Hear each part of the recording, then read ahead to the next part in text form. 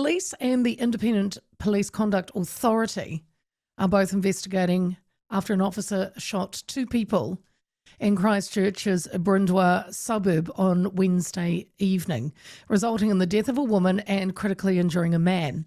On the night in question, officers responded to a report of a man threatening self-harm with a knife.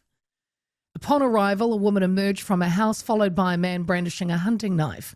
Believing the woman was at risk, police fired a single shot, hitting the man. Then, as an officer provided first aid, the woman picked up the knife and advanced on police, leading to a second shot that fatally struck her. Both shots were fired by the same officer. The man remains in a critical but stable condition in hospital. In a situation such as this, split-second timing is required. Former police negotiator Lance Burdett emphasises that officers often have mere seconds to assess and respond to threats, especially when confronted with individuals wielding weapons. And he joins me now. Lance, good afternoon. Good afternoon, Leah. When an officer is first confronted with a potentially deadly situation, threatening themselves or others or police, what's the first method they are trained to use? I mean, are we talking the least lethal options? Where do they go? Absolutely. So it's always communicate first. And even if an officer draws their firearm or a taser, whatever, there's always communication first. Right. Now, these things are dynamic, right? And we don't know. We're only just making conjecture and assuming a lot of things. So it starts off when the officer or officers receive information from the communications centre. Yeah. That starts the process, and so that automatically gets you thinking about what tactical options might I need. Then when you're going into a situation, you're using all of your senses, looking around, thinking about what can I hear, what can I see, and particularly with domestic incidents where, to call it what it is, domestic violence, they are hugely dynamic, lots of emotions involved, and they change in a moment. You have a split-second decision. So, but regardless of that, even if you do draw a firearm, there is always warnings given, right? So there's always a situation where people do get the opportunity. But when you're dealing with people who are highly emotional and or perhaps affected by alcohol or drugs or some form of mental disaffection, they won't hear it and they won't see it and they certainly won't respond to it. Yeah, and in a similar way, when police are trained to use to go through a tactical options framework from the one that would be effective the most, but work their way up the chain to what they call, they try and go through the non-lethal tactics, so they think, right, so am I right in baton, taser, pepper spray, what can I use? That's it. And the use of, say, taser or pepper spray, and tell us, Lance, you're the expert, it's not effective, is it, in every situation? It's not, and the reason for that is a number of reasons. So the emotions at the time and lots of adrenaline. When adrenaline is in the system, it actually numbs. It reduces any impact of OC spray or shocks, that the taser will give. It lessens the effect, and sometimes they don't even feel it. There's lots of videos out there you can have a look at where people have been sprayed. In fact, I've been sprayed with it, and you can work through it even if you're not got a lot of adrenaline. So they aren't as effective as people might think they are. In the same way, we're told, why don't you shoot them in the leg or the arm? You don't have a chance. You don't have the time to do that. It just happens so quickly that you don't have the opportunity to do those things. I wanted to ask you that, Lance, because what part of the body are officers trained to aim at, if that indeed is where they have to go? The biggest mass. Yeah, it's always centre mass, Leah. Yeah, so the reason for that is number one, it is the most effective. And at incapacitating the person, right? So that's all we're talking about here is incapacity, not shoot to kill, it's shoot to incapacitate. In other words, I just want to stop that person at the time. Shooting them in the arm or leg won't work, right? So again, we're not talking movies here, we're talking reality of situations. Yeah. And so the centre mass, unfortunately, is where the heart and lungs and things like that are.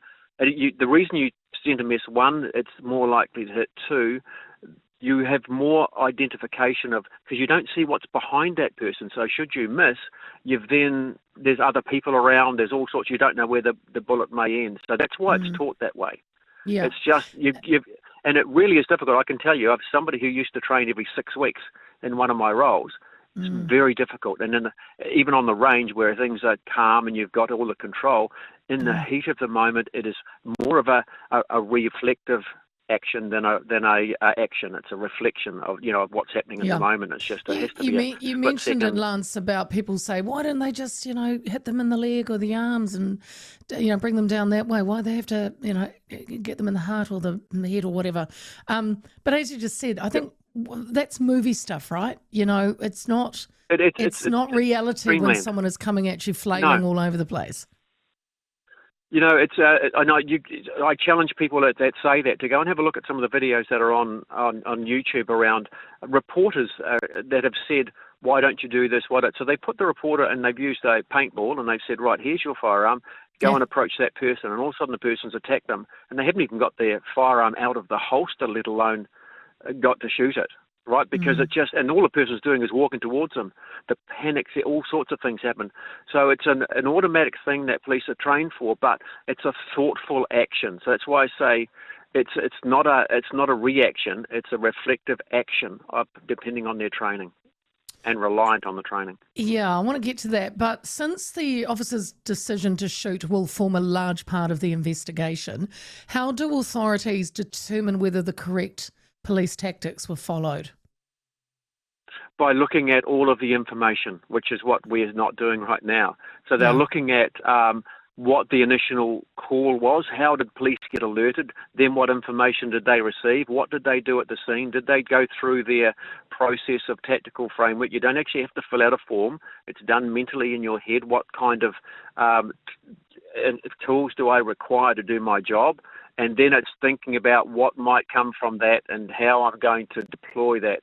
And it could be now, so just so you're aware, as a sergeant in the police, and this is, well, I've been out of the police for nearly 11 years now, as a sergeant, I would always take a firearm, it'd be in the holster, but I would always wear one at domestic incidents just in case, right? So, because I know how dynamic they are, and I've been to literally hundreds.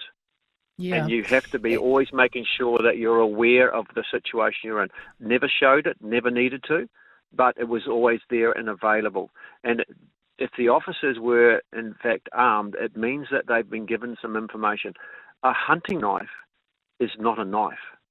Yeah. It is talk us through that. It's a serious weapon. It is one that if the person using it has the capability, can do enormous damage in a very split second. You taser somebody with it, they can, if they're good enough, they'll cut the wires or pull the wires out. So there has to be some distance. Yeah. You've got to get close. You've got to get close to the person if you're going to deploy spray. Yes, and that's not an option. When they've got not knife. An option. Well, No, not an option at all. The old saying, you never take a knife to a knife to a fight. gunfight. And a knife to a gunfight, but you never take a knife to a knife fight. You're right. You've got to have that.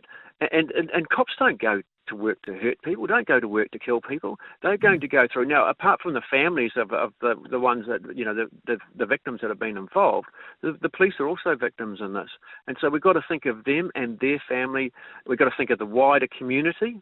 All of this one, or two incidents at the same incident, these 1-2 actions, is now going to have a wide rippling effect. Can you talk about the impact on officers, Lance, who have had to use lethal force? It's horrendous. Yeah, it's horrendous. Honestly, Leah, it is. So they do get lots of support. Police will support them. The police association come on board, and lawyers are given to support them, just like any member of the public. So when they go through, they have to, just like a member of the public, relive it. So they are basically they call them a person of interest, right? So they are the person being accused. So they therefore rightfully have the ability to have some support with them. They are interviewed like any other person, following exact Bill of Rights, caution, exactly the same, offered a video interview if they want to. So they go through exactly the same processes. Yes. And then they're probably interviewed a second and third time for the other inquiries, the IPCA inquiry, the police inquiry, and the coroner's investigation. They'll have to relive talk about it a lot. They have to relive it all the time, and it keeps going, right? And they live it they relive it at night time when they are trying to get to sleep. And it has a massive impact. I've seen, unfortunately, I was there at the time when an officer broke down and had a mental breakdown and fell into depression because of reliving this whole, what they've been through. So it does have an impact on everyone, and particularly the officer and their family as well. Well, let's talk about training. What are your personal thoughts on training officers regarding that they get to deal with these potential deadly situations? Is it sufficient?